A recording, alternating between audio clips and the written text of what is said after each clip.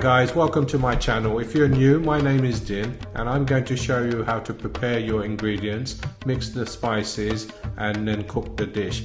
Very simple method I'm going to use, so please follow the instructions carefully. Now is the time to pause the video and get all the ingredients you need for this dish. I'd also like to thank everyone who's bought me a coffee at buymeacoffee.com. The link you'll find on the description page. This all helps to create content and also help the channel grow. So I'd like to thank you very much, and let's not waste any more time and let's cook.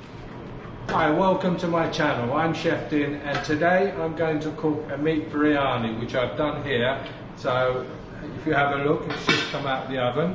And this is what we're going to create. It's a nice meat biryani. It's still very hot, so it needs to cool down a little bit, but there you go, my take on meat biryani. So let's start cooking. Right, best is to use beef on the bone. It doesn't have to be any particular beef, but make sure it has some bone. That'll give maximum flavour to our biryani. Also, I'm washing it with vinegar and water first. Just put maybe 3 tablespoons of vinegar and some water and give it a good wash. Then rinse it off at least 3 or 4 times. Anyway, in a saucepan, put some ghee, that's clarified butter, which will give us lots of flavour as well. What we're going to do is brown off these onions and put them aside, because this will be needed just before we put the biryani in the oven. So take your time, don't rush this. Make sure you watch this video first before you start, so you have some understanding what I'm about to do. Because sometimes people kind of look at the video and then try to cook it. I think it's best to watch the video fully and then try to understand what I'm doing, and that way you can watch it and stop it and so on. Anyway, what we're going to do is just brown off these onions. Make sure you keep stirring them. We don't want it to burn. This process takes about 10 minutes to do this. Not too much heat, just medium to hot heat, and just keep moving it around. This way they're brown evenly, and once it's nicely browned, take them out and put them in a dish. There you go, we're nearly ready now. This dish is a really tasty dish, and you can have it with another curry of some sort, like a vegetable curry. You'll find a link to a vegetable curry on my channel, and with some salad. And it's beautiful, lovely dish to have if you're entertaining friends. So just put it in a little bowl and keep that aside. We're going to just use this as garnish before we place the biryani into the oven. Right, in the same oil, put some cinnamon stick, as you can see, so that infuses the ghee, and also some fennel seeds, cumin seeds, and also some I'm going to put some cloves in this as well, and cardamom pods. All the ingredients you'll find at the beginning of this video and also in the description panel. There's more information there, and there's link to my vegetable curry as well. So what we're doing, just infusing all the spices now in the ghee before we add our onions. This is whole black pepper, which really enhances the flavour to this dish. There's the onions going in. I think it's about 200 grams of onion I'm using, not too many onions. So what we're going to do is just soften this a little bit.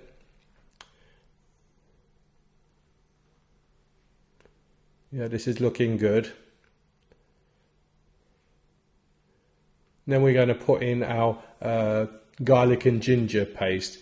These ones were frozen, so I'm just throwing them in frozen. Soon defrost down into the heat, so don't worry about it being frozen. So give that a good stir. and then basically put your meat in. And I'm going to put in a couple of tablespoons of tomato paste as well to give it more flavour as well. Just give this a good stir because we're getting it ready before we put our water in, and after we put our water in we're going to boil it and then turn it right down and simmer it for a good hour and 20 minutes, or until the meat is nice and tender the way you like it. A lot of people find it quite difficult to make this dish, but I've made it very easy for you to follow. This is some sultanas I'm putting in. This will give a nice flavour as well. But I've made it very simple, this recipe, so you can easily follow it. And if you follow the instructions to exact, you'll get the lovely biryani.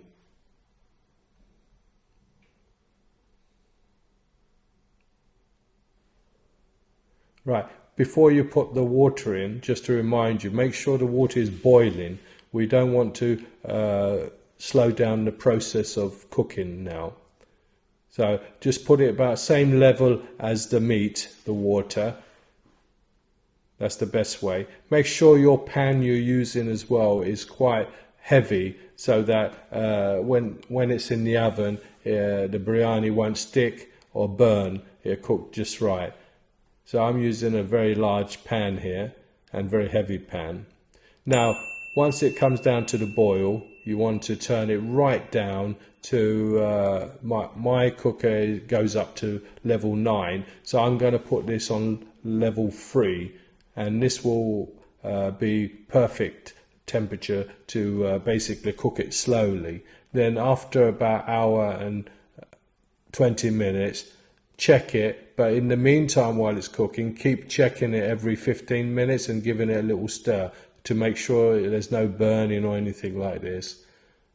After about 45 minutes you've been cooking this beef, what you need to do is basically wash your rice and leave it soaking in water until we're ready to use it. I've just noticed that the meat's still a little bit tough, so what I'm going to do is add a little bit of water and keep on cooking this until it's tender. See, it's still a little bit tough for me, so we're going to add some boiling hot water and again put the lid on it for another 20 minutes. This is the beauty of this dish. It will be just right if you just take your time and make sure everything is perfect. So what I've done is just add a little bit more water to help for the meat to soften. So when we're ready to add the rice, what we're going to do is put the rice in a sieve, so to drain all the water and leave it draining for a good 10 minutes before we add the rice to it. So let's put a lid back on this and let it cook for further 20 minutes. Then we'll check it again. Right, that's after 20 minutes where the meat is nice and tender now, and I've put in about 5 or 6 chilies there, green chilies. I haven't cut them because I don't really want the heat. What I want is the flavour of the chilies going into the rice as well. So remember, you needed to drain the rice now, so we just left it in a sieve to drain, so it's quite dry. So to this we're going to just put in the rice, and because the oil has already come up like I show you now, just there you can see the oil, and we're going to basically put the rice in and just keep stirring it to it's all coated in the ghee as well. This will stop the rice from sticking when we add our water. So put the heat up again and just keep mixing it until it's nicely combined, like you see.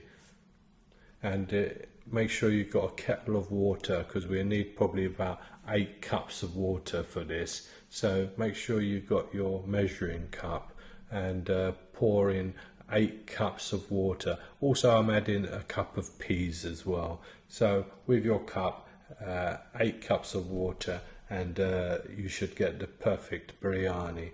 But in the meantime, preheat your oven to 180, because this will have to sit in the oven for a good half an hour.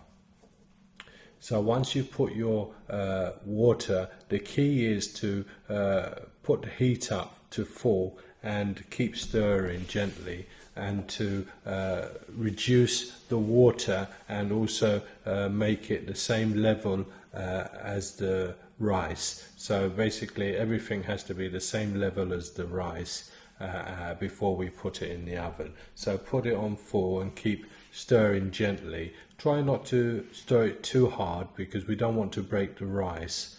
So this is rose water to give a nice scent to the biryani. This is looking good, and it will definitely taste good. So take your time. This is the key process now. We just need to get it to right level before we put it into the oven.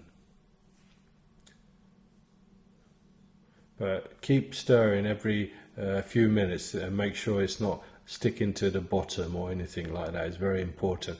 We've come a long way now. We don't want to burn this dish. We want to make sure that it's got nice flavour but no burn flavour. So this is, you must take your time. You'd be surprised how lovely this dish is. You know, normally they have this dish on special occasions, at weddings or celebration and so on. They usually have it with other dishes like a chicken dish or vegetable dish. I have a good vegetable dish on my channel which you can cook as well. I'll put a link to that in the description, so go to the description page and you'll find a lot more information you need. So we're nearly there. We just have to make sure that the water level and the rice is at the same level. So it'll be still wet, but it won't be too wet.